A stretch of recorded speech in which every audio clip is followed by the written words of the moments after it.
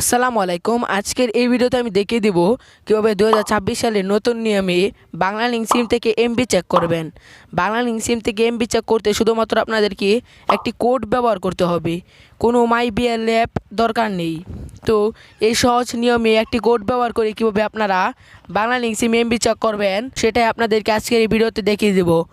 তো ভিডিওতে first of all একটা লাইক করে দিন এবং চ্যানেলটিকে সাবস্ক্রাইব করে দিন এরকম সিম টিপস অ্যান্ড ট্রিক্সের ভিডিও পেতে।